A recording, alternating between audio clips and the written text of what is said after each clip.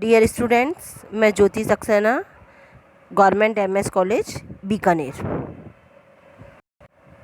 Students, आज हम नया टॉपिक स्टार्ट कर रहे हैं, केंद्रीय समाज कल्याण मंडल। इसका पीडीएफ मैंने आपको व्हाट्सएप ग्रुप पे शेयर कर दिया है। आज हम इसके बारे में थोड़ा सा डिस्कस करेंगे। सबसे पहले हमारे सामने ये प्रश्न आता है कि हमें केंद्रीय समाज कल्याण मंडल की आवश्यकता पड़ी क्यों। बच्चों, इसका रीज़न था शैक्षिक संगठनों के निर्माण को बढ़ावा देने, उनके तकनीकी और वित्तीय उनके लिए संसाधन उनको उपलब्ध करवाने के लिए, कल्याण कार्यक्रमों के क्रियान्वयन का मूल्यांकन हम कैसे करें इसके लिए, और समाज कल्याण में जो भी संस्था या संगठन कार्य कर रहे हैं उनके कार्यों में समन्वय रहे, यानी हर अभिकरण को ये पता रहे कि दूसरा अभिकरण कौन सा काम कर रहा है। इन सभी कार्यों को ध्यान में रखते हुए केंद्रीय समाज कल्याण मंडल की स्थापना की गई।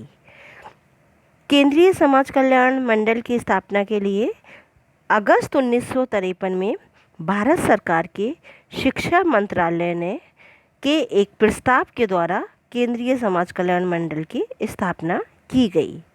केंद्र स्तर पर केंद्रीय समाज कल्याण मंडल और हर राज्यों में राज्य स्तर पर राज्य समाज कल्याण सलाहकार मंडल कार्य कर रहे हैं। जब स्टार्टिंग में 1953 में इसकी स्थापना की गई थी, तब भारत सरकार ने इसे 4 करोड़ की अनुदान राशि दी थी, और लेकिन धीरे धीरे इसके कार्यों में परिवर्तन होता गया और इसके कुछ उद्देश्य निर्धारित किए गए, जिनके को ध्यान में रखकर हमने भारत सरकार ने केंद्रीय समाज कल्याण मंडल बनाया था। इसका महत्वपूर्ण उद्देश्य है जो योग्य शैक्षिक संस्था या ऐसे संगठन जो हर तरह से जनता का चहुमुखी विकास कर रहे हैं और पंचायती राज संस्थाओं को तकनीकी और वित्तीय सहायता मंडल के द्वारा दी जाती है। राष्ट्रीय, प्राकृतिक और अन्य समस्या आने पर आपातकालीन राहत कार्यक्रम का आयोजन करना मंडल का उद्देश्य है। आवश्यकता पड़ने पर समाज कार्य में प्रशिक्षण देना और अच्छी योजनाओं को तैयार करवाना और लागू करवाना मंडल का उद्देश्य है। साथ ही मंडल के द्वारा जनता जैसे महिला, बच्चे, समाज कल्याण को गतिविधियों को बढ़ावा देना, बेरोजगारों को रोजगार देना, बुजुर्ग, बीमार, असहाय और ज़रूरतमंदों की सहायता प्रदान करना जैसे कार्य इसमें शामिल किए गए हैं। ऐसी जगह जहां पर समाज कल्याण संगठन नहीं है और वहां ऐसे संगठनों की ज़रूरत है, तो उन जगहों पर समाज कल्याण संगठनों को स्थापित करने में सहायता करना।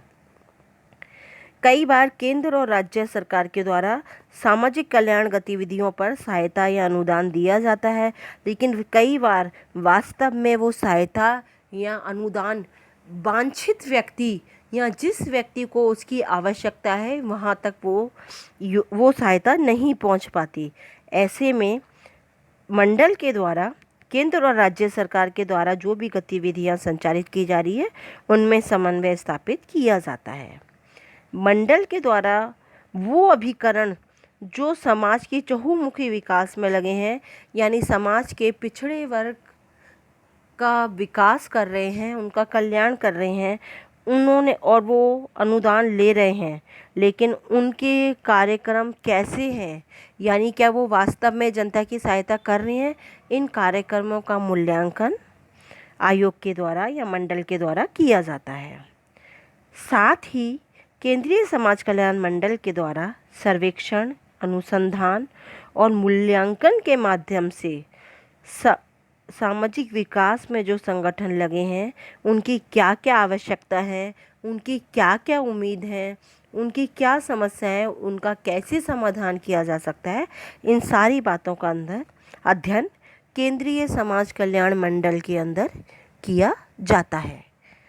केंद्रीय समाज कल्याण मंडल में का संगठन, इसके संगठन में जब ये शुरू में बनाया गया था तब इसमें एक अंशकालीन सभापति के साथ 12 सरकारी और गैर सरकारी सदस्य थे।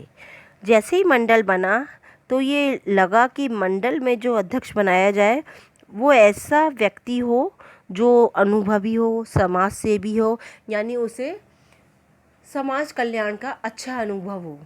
तब श्रीमती डॉक्टर दुर्गाबाई देशमुख को इसकी पहली अध्यक्ष बनाया गया था।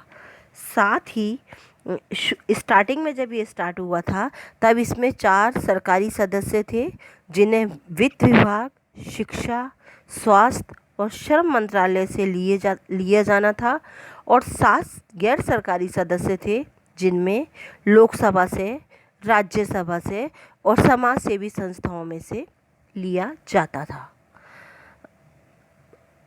केंद्रीय समाज कल्याण मंडल में जो भी नियुक्ति की जाती है वो भारत सरकार के द्वारा की जाती है। केंद्रीय समाज कल्याण मंडल के संगठन को में कुछ पार्ट है। उसमें पहला है आम सभा। मंडल के कार्यों का संचालन सही तरीके से हो, नीति निर्माण हो, इसके सारे कार्यक्रमों का मूल्यांकन हो, इसके लिए एक आम सभा होती है। इस आम सभा में अध्यक्ष, कार्यकारी निदेशक और 53 सदस्य होते हैं। आम सभा की बैठक साल में एक बार होती है।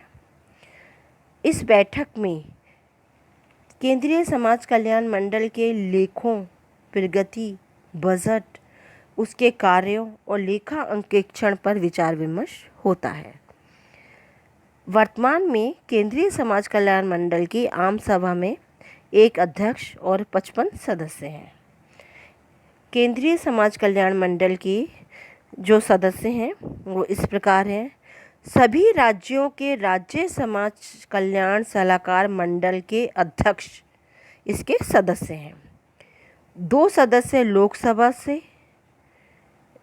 जो अध्यक्ष के द्वारा, और 1 सदस्य राज्यसभा से जो राज्यसभा के सभापति के द्वारा मनोनीत किया जाता है, इसमें लिए जाते हैं। इसके अलावा विधि, चिकित्सा, समाज, शिक्षा और सामाजिक विकास के क्षेत्र से विशेषज्ञ लिए जाते हैं। साथ ही समाज कार्यों में जिन व्यक्तियों को गहरा अनुभव है वो भी इसमें लिए जाते हैं। इसके अलावा महिला बाल विकास मंत्रालय, वित्त मंत्रालय, ग्रामीण विकास मंत्रालय, प्राथमिक शिक्षा, माध्यमिक शिक्षा और नीति आयोग, इनमें से भी सदस्य लिए जाते हैं।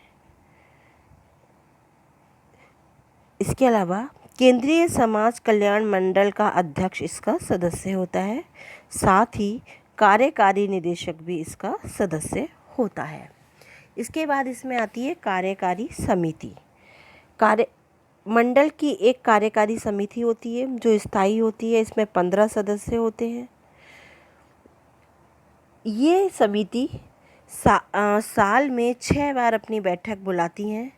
साथ ही मंडल के नियमों के अनुसार आवश्यकता पड़ने पर दूसरे कार्यों के लिए अस्थायी समिति भी बनाई जा सकती है। मंडल की अध्यक्ष इस समिति की भी सभापति होती हैं। इस समिति में जो सदस्य होते हैं वे इस प्रकार हैं। कुल 15 सदस्य होते हैं। रोटेशन मेथड से राज्य समाज कल्याण सलाहकार मंडल के अध्यक्ष इसके सदस्य होते हैं, जिनकी संख्या 5 होती है। महिला बाल विकास मंत्रालय, वित्त मंत्रालय, परिवार कल्याण, ग्रामीण विकास, शिक्षा विभाग, सामाजिक न्याय और अधिकारिता मंत्रालय के प्रतिनिधि इसमें 6 होते हैं। मंडल की आम सभा से 2 व्यक्ति, मंडल का अध्यक्ष 1 और मंडल का कार्यकारी निदेशक 1, इस तरह से इसमें 15 सदस्य होते हैं। इसके बाद आता है अध्यक्ष, जिसकी नियुक्ति भारत सरकार के द्वारा की जाती है। इसके बाद आता है कार्यकारी निदेशक। केंद्रीय समाज कल्याण मंडल के रोज के प्रशासनिक कार्यों को करने के लिए भारतीय प्रशासनिक सेवा के अधिकारी को मंडल में कार्यकारी निदेशक के पद पर नियुक्त किया जाता है। मंडल की स्थापना के समय यह पद एक सचिव ने संभाला था उसके अधीन 20 कर्मचारी थे। आज हम वर्तमान की बात करें तो मंडल के अध्यक्ष के निर्देशन में कार्यकारी निदेशक काम करता है। कार्यकारी निदेशक के अधीन 5 प्रशासनिक संभाग बने हैं, जो 4 संयुक्त निदेशक और एक वित्तीय सलाहकार के नियंत्रण में काम करते हैं। इसके अलावा इसमें बहुत सारे अधीनस्थ स्तर पर कर्मचारी कार्य कर रहे हैं। नेक्स्ट ये टॉपिक कल कंटिन्यूशन में रहेगा।